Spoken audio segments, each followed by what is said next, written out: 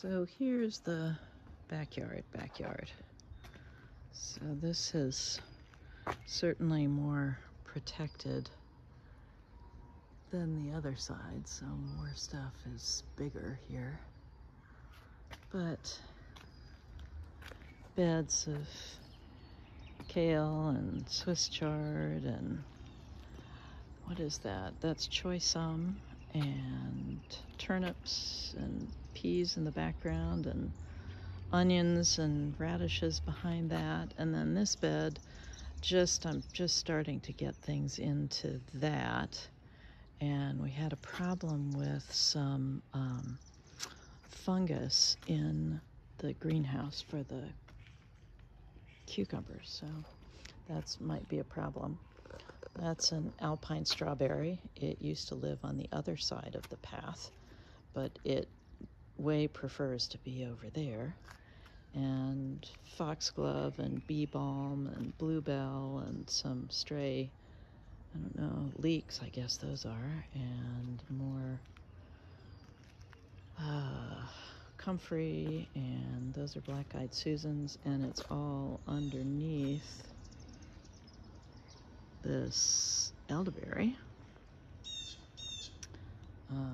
foxglove, and these little things that are coming up.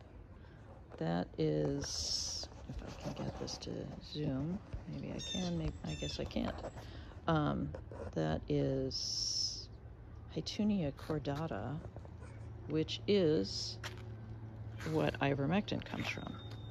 So back on this side, got some forget-me-not friends and some phlox that have been rained on, and some lilies that got moved and when we redid the path. And there's evening primrose that'll turn all yellow soon, and this thing that's absolutely covered in aphids, which weirdly is normal for this tree. That's a Rose of Sharon, and this is one of my older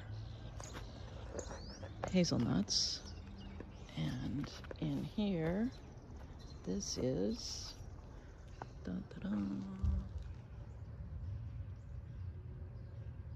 asparagus all through here, and an apple tree that didn't flower this year, and another apple tree. So this one is a Honeycrisp, that one is a Cortland, that one is a Mutsu.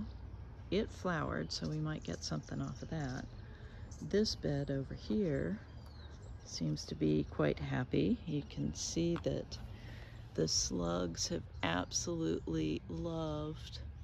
This is Hilton Chinese cabbage, and I have picked off some slugs here, and I have also put some things, some organic stuff in there that they don't like, so hopefully we'll get prettier cabbage than that. And lacinato kale, dinosaur kale, and this is, oh shoot, I can't even think of the name of it, Mizuna.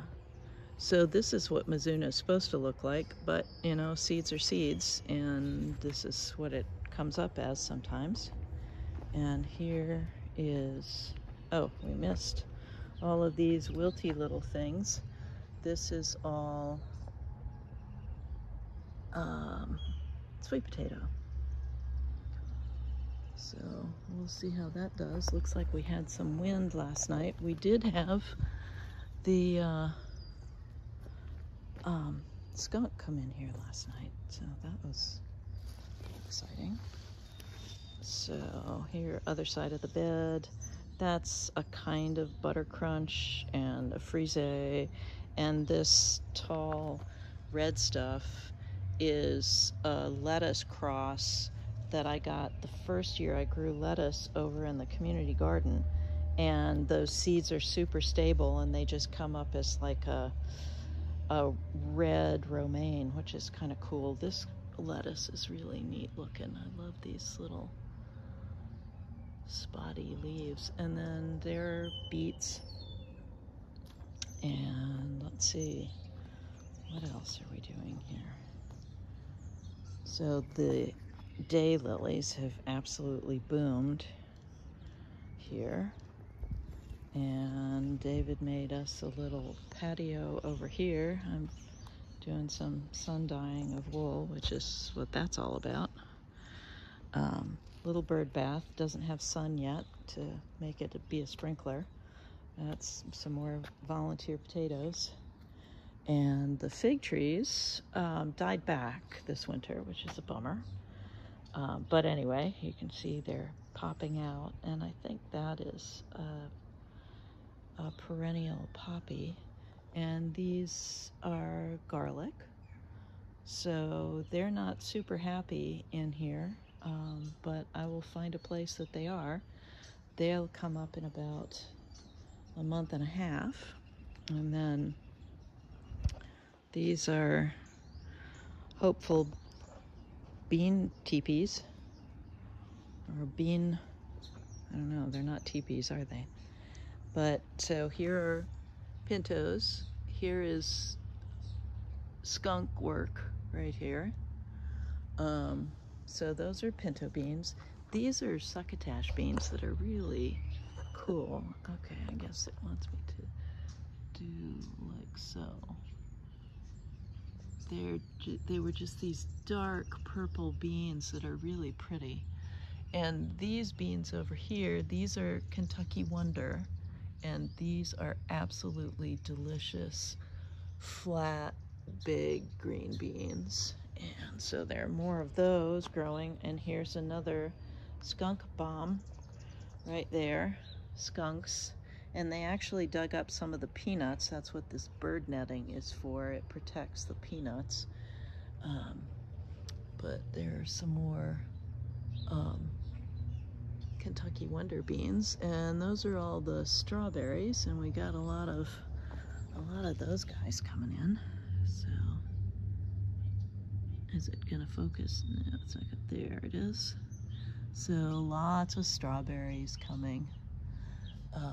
And again, the fig tree that used to be back there had to cut it down since it wasn't coming back in the higher branches. Last year it did the higher branches, this year not so much. So let's see, let's come back out to the little brick patio, and then so those the elderberry trees.